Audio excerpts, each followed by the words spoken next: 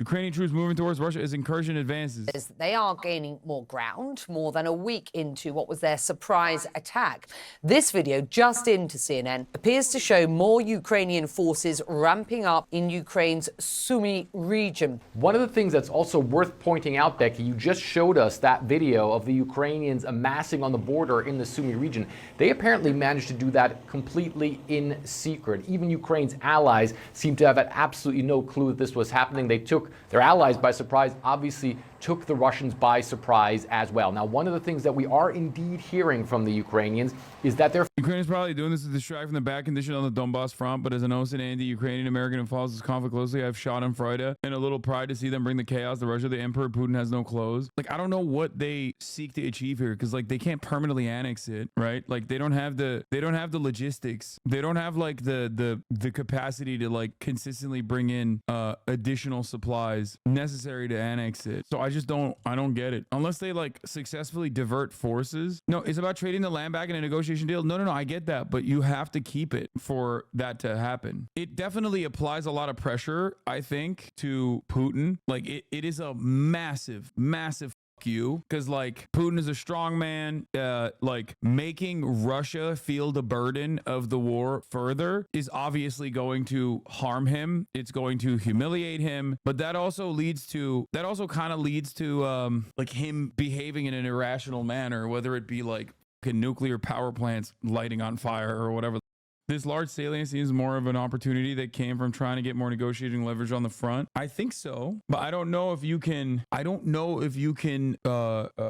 do you call it? If you can't keep it, then can you use it as a trading piece? I think it probably is just more so diverting forces. Here's Rob Lee. Our guys do not feel any relief, says Artem Zhepko, a press officer with Ukraine's National Police Brigade, which is fighting near the strategically important town of Chasiv Yar in the Donetsk region of eastern Ukraine. Russian forces there were still using as many as 10 aerial bombs a day, he said. On Monday morning, the attacks near Toretsk continued, said Yevhen Strokan, a senior lieutenant and a commander of the combat drone platoon of the 206th Territorial Defense Battalion. I don't feel a decrease in intensity, Mr. Strokan said. Everything is being assaulted in the same way. That's from the, I think it's from this New York Times article, maybe? But we shall see. Facing a Ukrainian incursion, Putin directs his rage at the West. Russian forces are pummeling Ukrainian positions along the front lines. Ukrainian military officials said as attacks on Russian soil by Ukraine continue. Also, we are assuming from a Western democratic lens that Putin is now in danger because people are going to turn against him. There's no proof to demonstrate that. The approval rating for Poo and the war is still relatively high despite their increase in the protests. Yeah, but making average Russians actually feel some kind of consequences for Russia's incursions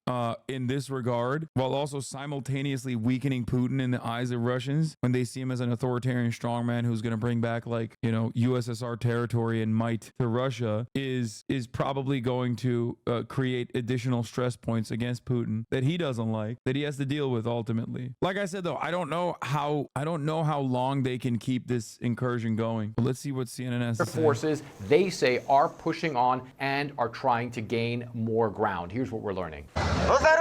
Ukrainian troops sweeping through Russian territory. Dear Ukrainians, this soldier starts and then says his forces went into a Russian supermarket, but that Ukrainian stores have a better selection.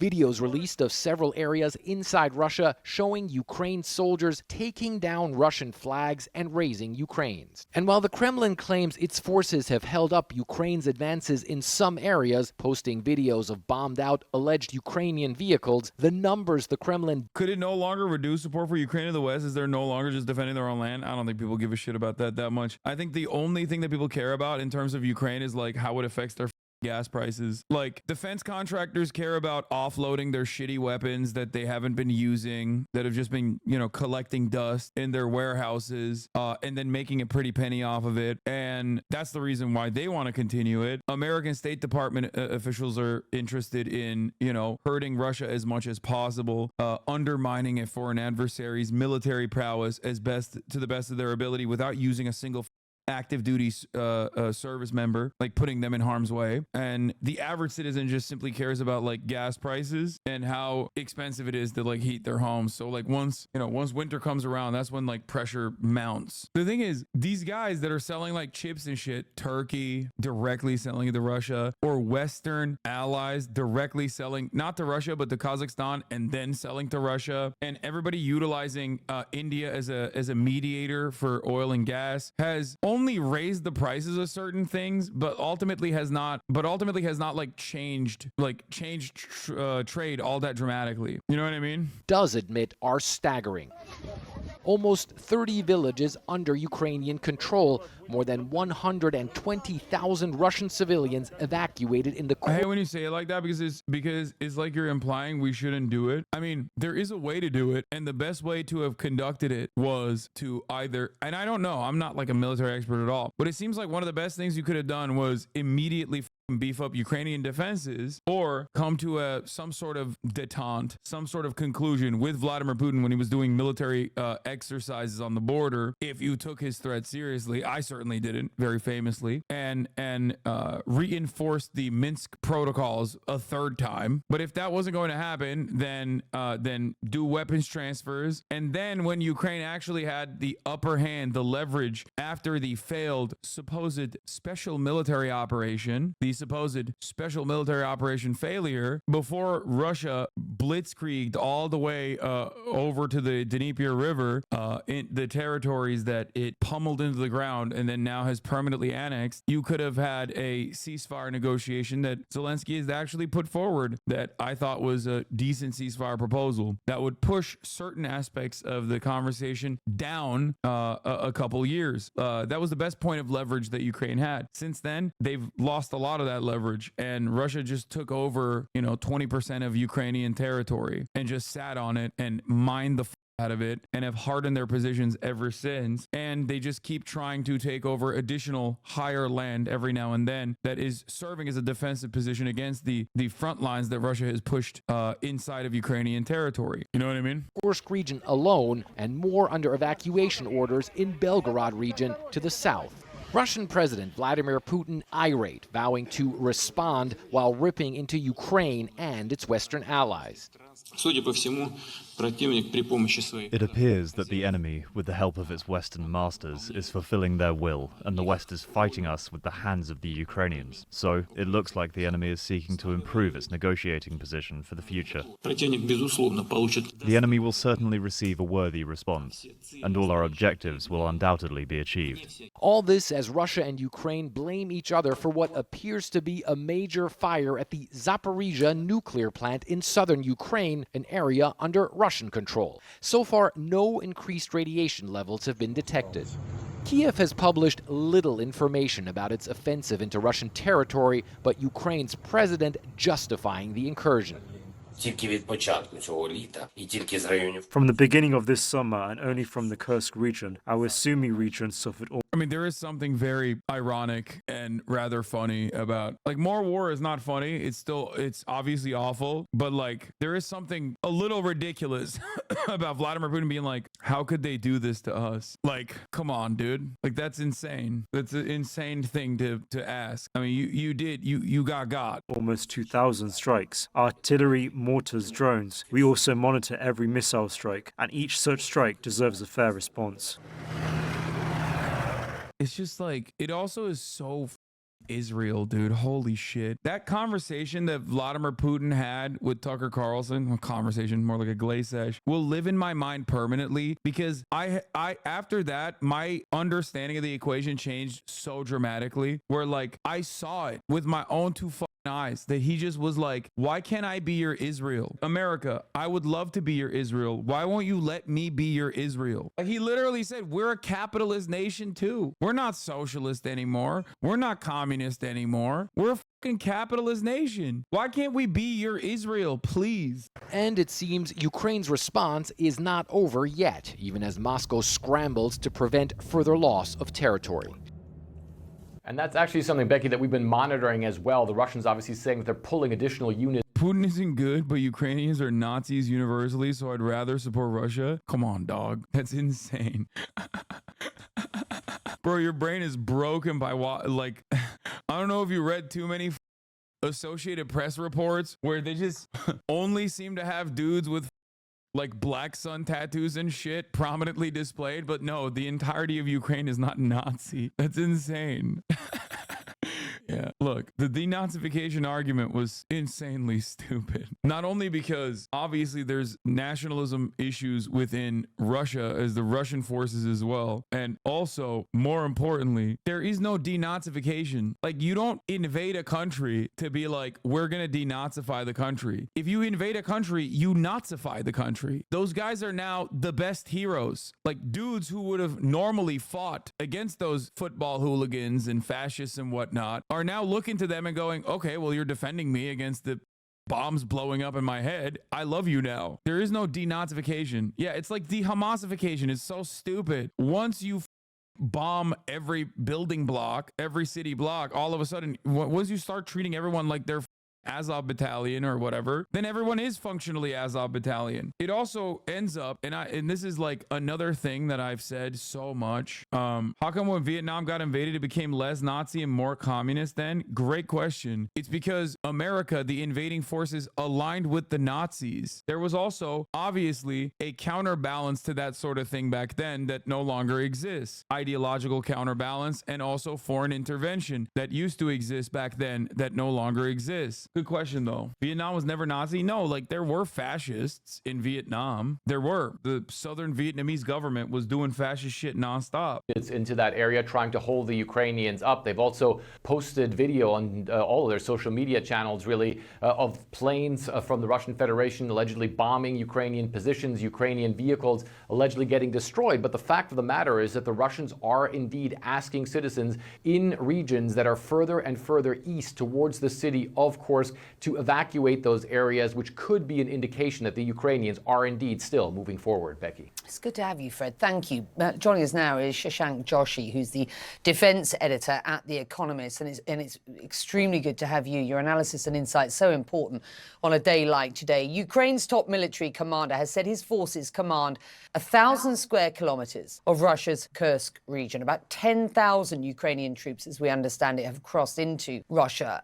Ukraine has, through this war, been outmatched, but this surprise attack has been, it seems, successful. What does this change in strategy and potential shift in power balance mean for this war, do you think? Well, first of all, Ukraine has changed the narrative. That's the most important thing. Whatever else happens, it has busted the assumption that Ukraine's on the back foot, that it can't regain the initiative. But I will say this, it is still, and we mustn't lose sight of this, losing ground in Donetsk province in eastern Ukraine. In fact, in the last couple of days... I don't think they have, but I do think that it gives enough rope to the Western media to be like, oh, they changed the narrative. They're doing the damn thing. But like, what happens when they're no longer doing the damn thing? You know what I mean? This is the thing about like the counteroffensive, right? They brought up the counteroffensive. The counteroffensive is going to happen. We're going to have a crazy, we're going to have this counteroffensive. It's going to be awesome. The counteroffensive is going to be the sickest counteroffensive you've ever seen. They're going to purge the Russian orcs from its territorial boundaries. And then it failed. And then Western media dropped it immediately. Like they never talked about it ever again. So all this does is seemingly offer false hope to a lot of people. I don't know. It's just the glaringly obvious problem for Ukraine right now is manpower. That's it. Hasan, go back to your country. This is my country. What do we do then? I don't understand why you're so anti-Ukraine succeeding. What? This is a crazy chatter. I have no control over Russia. Neither do I have control over American foreign policy. Yes, I want the Russian forces to retreat. I don't want Russia to invade Ukraine. I don't want people to be killed in the meat grinder. But ultimately, my sober analysis over what is going on does not change due to, like, if you want me to do wish casting, that's one thing. But if you want me to look at it seriously, recognizing that Ukraine's, and this has been a problem, this has been an ongoing problem for Ukraine for a couple months now, recognizing Ukraine's manpower problem is not me saying, I hope Russia wins. Thinks he's a military analyst? I'm not. We've seen Russian forces move to within 15 kilometers or so video of a very important town in the east of Ukraine called Pokrovsk. And I say this not to take away from Ukraine's remarkable achievements inside Russia in the last week, but to point out that these are all trade-offs. These have come at a cost. And so Ukraine has changed that narrative, but it must be very careful that the result isn't a loss of territory inside its own soil and what ultimately could turn out to be heavy losses inside Russia as well. It's got to consolidate these gains and understand the... Why are you defeatist with Ukraine but not Palestine? I'm not defeatist with Ukraine and not Palestine. There's a major difference between Ukraine and Gaza. That is, Gaza are America's historic enemies, Arabs, Muslims. The group pummeling Gaza is America's greatest ally, Israel. The group conducting ethnic cleansing in Gaza is Israel. While there are similarities between Ukraine and Gaza, the similarities end very quickly when you look at who America is funding and facilitating on both of these different conflicts. I also happen to want the same exact thing in both, which is a ceasefire, a permanent end to hostilities. The right time to pull back and the right time to cash in the chips that it's gained in the last 5 days. It has more to work with going forward than it did, some 4 or 5 months ago. I mean, there is more coming into Ukraine from both the West and very specifically from the US. In a recent piece in your publication, The Economist, it was written that the delivery of the F-16s can be seen as a morale boost rather than a strategic game changer. Writing, but with numbers building up slowly, it may take time before the F-16s can have much impact. A recent report by the CSIS, another think tank, argues that Ukraine needs many more aircraft than have so far been promised. We're 2.5 years into this war. The US in particular is seeing pushback domestically for its support. Does Ukraine, are we seeing at this stage evidence that Ukraine feels more empowered and with this new equipment can be projecting, more strength going forward? For example, what impact are these F-16s going to have? Yeah, and yet you called Russia, Israel in this conflict and not Ukraine, that were killing its own people in the eastern territories who opposed the 2014 coup instead of negotiating or giving them federal status. Brother, you are crazy. Russia's narratives are so fraudulent in terms of its invasion of Ukraine. Obviously, an invasion of a foreign country violating its sovereignty is always going to be met with a shit ton of ridiculous claims as to why it must be conducted. But how is that exactly a narrative? I don't know. 14,000 killed in Donbass. Now how many people have been killed? Is Donbass so protected now? Yeah, we have to protect the eastern Ukrainian territories where there's a lot of Russian sympathy. And how do we do that? By destroying Kharkiv. We will really get our message across by throwing hundreds of thousands of conscripts into the meat grinder on the Russian side. Yeah, really, you solved it, dude. You really saved it. That's ridiculous. That's a ridiculous argument to make. Whenever people ask me, what should have Russia done, Hasan? It's just do China, okay? Do Chinese shit.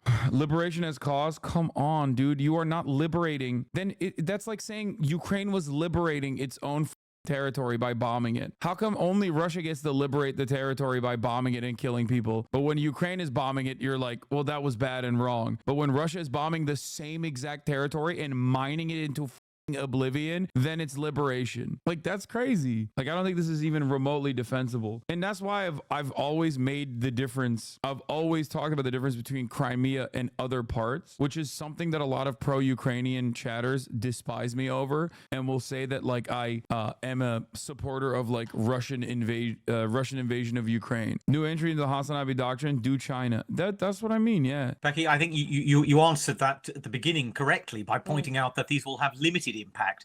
I know that some people would want to see... Yeah, that's why we need Donald Trump, so we can fix it. We need Donald Trump so we can... Do you think I should feel guilty booking a spa day at Sundara with everything going on in Gaza and Ukraine? What the see these new systems coming in and offering some kind of decisive challenge on the battlefield. But in truth, the F-16s ought to be seen as a long-term replacement for Ukraine's aging and... When you say mining, do you mean coal? No, dude, mines, like landmines. Landmines that go boom when you step on it. Depleted fleet of Soviet-designed aircraft, MiGs and Sukhois. The fact of the matter is, these F-16s are not going to be flying American style over the front lines, swooping over Russian troops. I think what they're going to be doing in the main Ukraine, in the first months of their existence at least, is to be providing air defense over Ukraine against Russian drones and missiles. They'll be sitting back tens of kilometers away from the front line, shooting down these Iranian-made drones and other cruise missiles coming in over the border. And that's a very valuable mission. But let's make no mistake, it doesn't mean they're going to be providing air cover right on the edge of the border, allowing Ukrainians to stream into Russia again. We've really got to keep expectations in check of what these planes can achieve. Let's talk about the wider story here. The Ukrainian president, Volodymyr Zelensky, has said in taking the fight to Russia that this is key to achieving peace. And I just want you and our viewers to have a listen to specifically what he said. It is only fair to destroy Russian terrorists where they are, where they launch their strikes from, Russian military airfields, Russian logistics. We see how useful this can be for bringing peace closer. Russia must be forced into peace if Putin wants to continue waging war so badly. And Ukraine's head of military administration said, and I quote him here, "They are feeling what we have been feeling for years, since 2014. This is an historical event."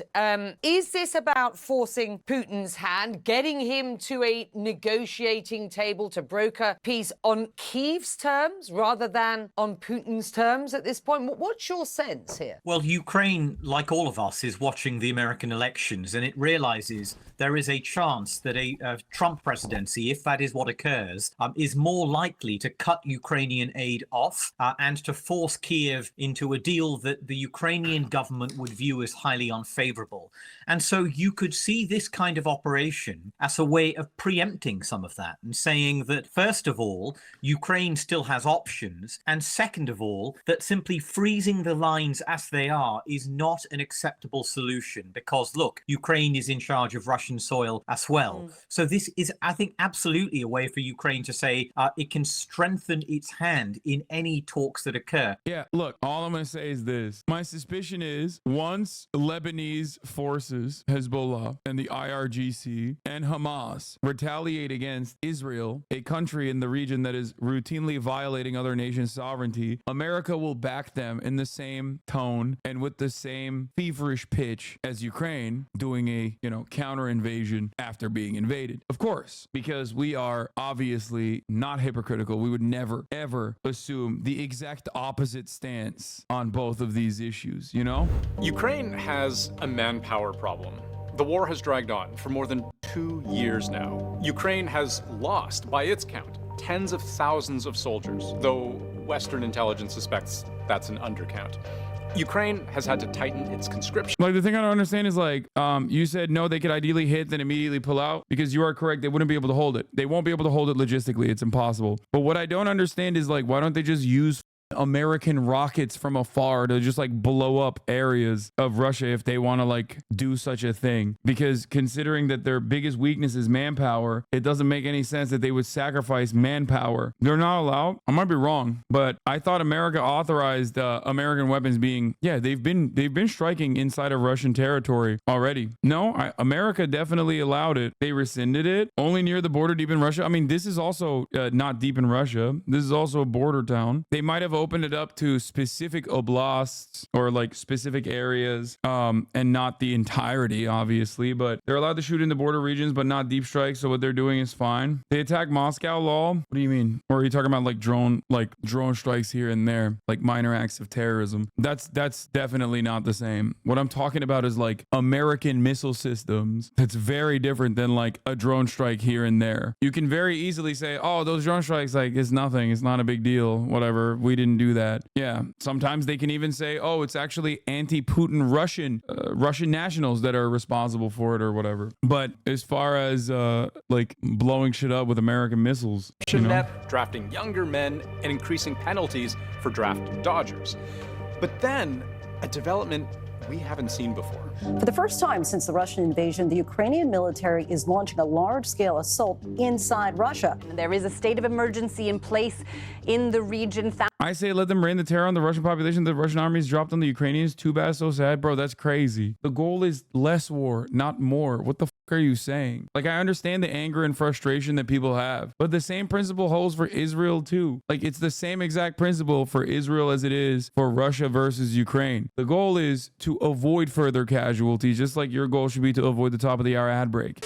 Zelensky pushing for actual negotiations, both good and bad. Good because it puts the possibility of the end to the bloodshed, but it will also galvanize the ultra-nationalist neo-Nazis the last shell. Yeah, but that was always a given. Those guys have been primed, dude, and they're ready to go for the longest time. He's cooked either way. It's always a good thing to seek out peace and an end to the senseless bloodshed. Ukraine themselves want war until Russia leaves. I stand with them. Okay, bro, go stand with them. If Palestinians in Gaza right now were saying, no, we don't want to ceasefire, we want Israel to keep blowing us up, and we want to be able to fight back, I would still have the same position. I'd be like, I don't care what they are saying. I think that there should be an immediate ceasefire. As a matter of fact, Palestinians are not saying that, of course, but there are some leftists randomly on Twitter that have actually maintained a position such as that. And to them, I say, who gives a very random, like not a lot of people have said this. It's super marginal. Very passionate people have said things such as this one, but ultimately it doesn't matter. You can have your own opinions on the matter that may not even correspond to the opinions that the group of individuals you're talking about have said time and time again. I don't also know what the actual accurate polling looks like inside of Ukraine in terms of like continuing the war, unconditionally, no matter what. I don't know, especially as it stands. Your point only makes sense if Palestinians got a position up on Israel. Palestinians don't have a position up on Israel, but the Ukrainian forces don't have a position on Russia either. What are we talking about? Do you think that the Ukrainians are? Do you think that the Ukrainian forces have made like phenomenal leeway so far? Positions have only hardened in terms of like Russia taking over more Ukrainian territory. It's just like anything east of the Dnieper River is now seemingly permanently annexed Russian territory. This poll showing that 57% of Ukrainians support peace talks with Russia, like previous polls, actually significantly underestimates popular support for peace talks to end the war with Russia. This poll suggests that overwhelming majority of Ukrainians support peace talks. As I said before, poll results in Ukraine were skewed due to social desirability bias, fear to express views, contrary to undemocratic government, and exclusion of occupied and annexed regions of Ukraine. I mean, this is an understandable poll, especially when you're talking about people being forcibly conscripted. More Russian propaganda.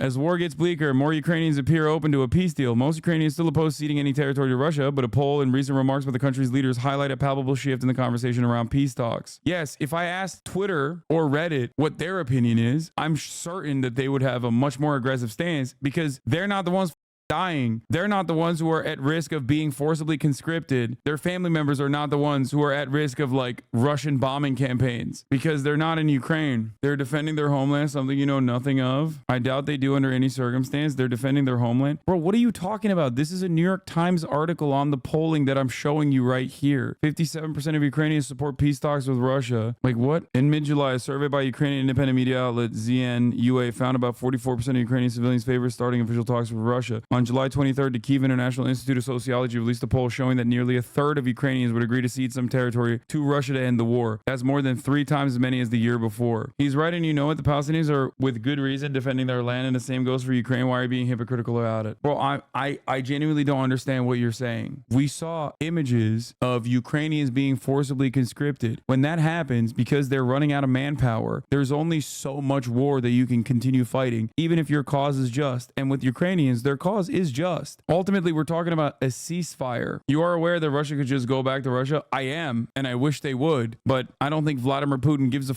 about that. I said this when Ukraine had significant leverage in the 15-point plan that was put to the table in Turkey, and I am going to reiterate my position once again. As this unimaginably cruel and brutal Russian offensive into Ukrainian territory continues, the more Ukrainians run out of manpower, the worse conditions will get. Because after a certain point, it's not about the best weapons that America can offer the Ukrainians, which they have already, due to political reasons, have never never really been forthcoming with to begin with. There is, of course, a difference between Hitler appeasement versus what is going on currently, and that difference is obviously nuclear arms. Nuclear arms and mutually assured destruction is the reason why Russia doesn't go into NATO territory. International Institute of Sociology released a poll showing that nearly a third of Russians would agree to cede some territory to Russia to end the war. 44% of Ukrainian civilians, according to ZNUA, wanted starting official talks with Russia. This latest poll shows that the majority of Ukrainians, now 57%, support peace talks with Russia, as per National Democratic Institute poll. Predictably, once the government signaled that the idea is no longer a mortal taboo, people's private opinion began translating into the public one.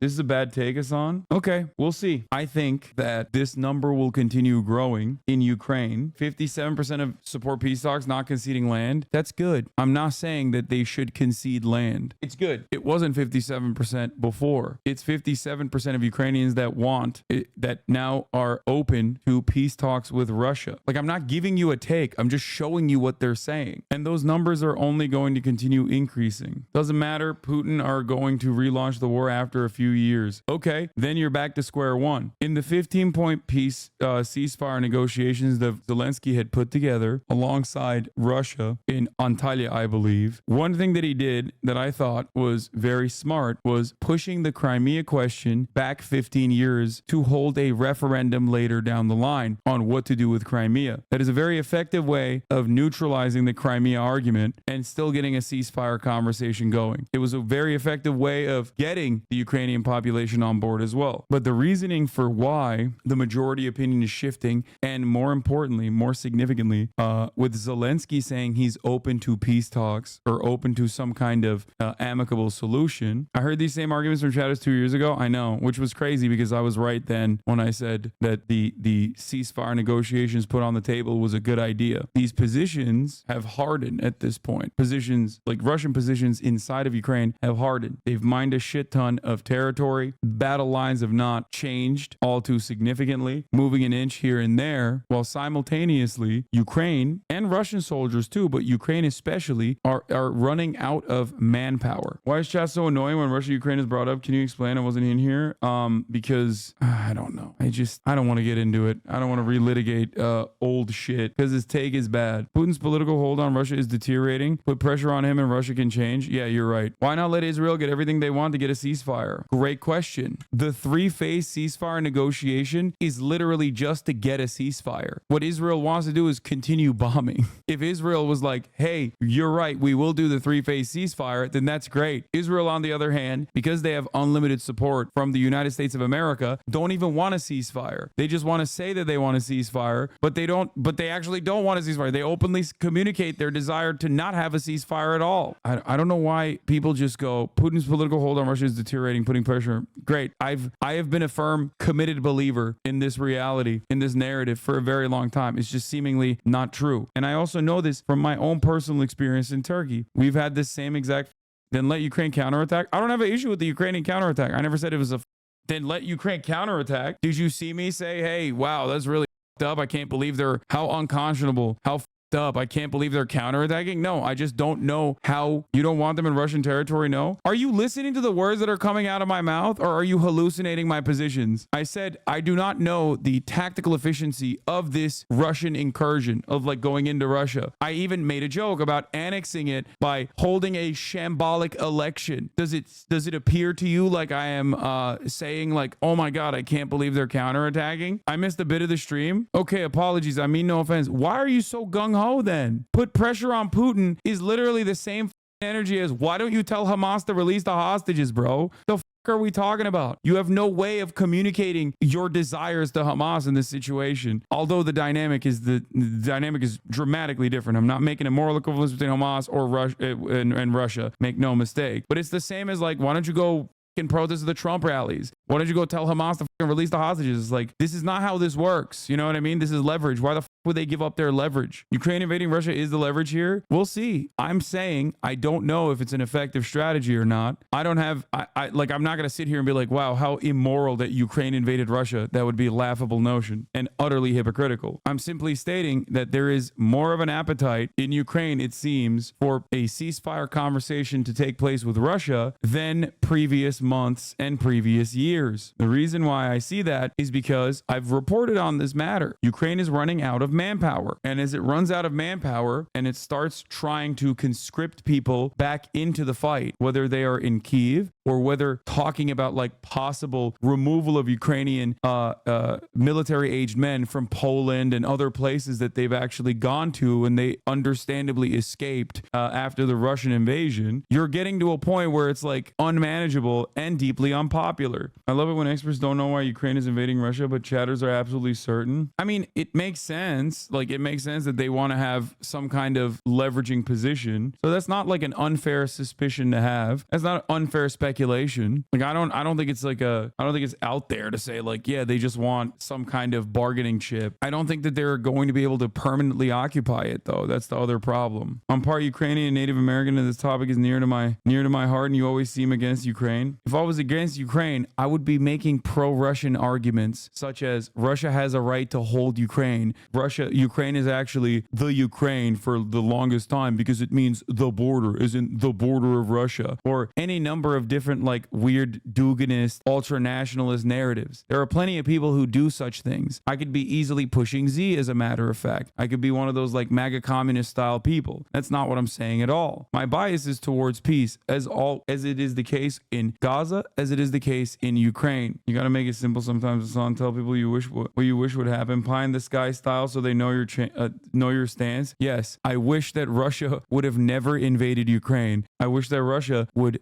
withdraw their troops from the invasion of Ukraine. Of course, that's the correct thing to do. Asking again because I got lost in the chat. What do you mean when they say pushing Z? Pushing Z is like what? Like being pro-Russia, being pro-Putin. Ukraine chat is still on your ass after all these years. I know. I just don't think people actually listen to what you say about Russia and Ukraine and make up their own ideas as to what you believe. Yeah. No, that is what it is. Z was a symbol that was painted on Russian vehicles during the invasion, has now become what you've said. Yeah. Do you think Finland is in danger? No, I don't think Finland is in danger. Bro, what do you mean? Yeah, Russia did such a good job invading Ukraine and overtaking the entirety of Ukraine. Now they got their sights set on Ukraine, and Poland is next. Someone said, I wish Moldova Mama Liga was in here. Bro, Moldova Mama Liga is safe in the United States of America. He's here in the bosom of empire. I don't understand what you want Russia to do in this situation with Zelensky facilitation. NATO put their armies around Russia. Here's a really good and very solid thing that they could have done. Continue dealing in trade by offering energy to European trade partners and reassert the Minsk agreements and showcase the hypocrisy of the West by constantly ramping up pressure, saying that there is they do not have sights set on Ukraine at all, and that you know what, they should do what China does. They should do what China has done consistently, despite saber rattling from the United States of America and its allies in the region, which is to not invade a fucking country and kill a shit ton of people and just keep doing trade. America tries its very best to try to kickstart a war against China too. All the while, China has made itself an irreplaceable trade partner. You say that like it's so easy not to invade people. I know. I don't think the U.S. cares to end the war there. They look to prolong it, in fact. I mean, yes, but that's besides the point. I love you, man, but China's been bullying its neighbors for quite some time, Lamau. Bro, this conversation is so ridiculous when we're talking about Russia invading and murdering a shit ton of Ukrainians. Can you imagine? We're having a conversation about Israel doing genocide, Russia doing unimaginable death and destruction in Ukraine, and then you're like, Filipino boats got sprayed with water from the Chinese Coast Guard. Like, I'm sorry, I can't take you fucking seriously when we're having a conversation about like real death and destruction, and I'm saying that like one is significantly better than the other. Like, that's insane, dude. Like, do you understand what I mean? Do you understand what I mean? And then motherfuckers go, China apologist. Like, are you secretly a conservative and just pretending to be a leftist for money? Am I a Chinese operative or am I secretly a conservative? Which one is it? It's crazy. I love the election cycle. I know. Foreign policy brings out the nuttiest people. Yeah, I'm a conservative, but for China. I'm a Chinese conservative. I'm everything. It feels insane to have this conversation. I don't know. As a Ukrainian, I wanted to thank you for your sober position on this issue. I've seen some other leftists be disrespectful to my people, but your position made me listen to other things that you have had to say and learn about Israel's genocide in Gaza. Holy shit. Thank you for saying that.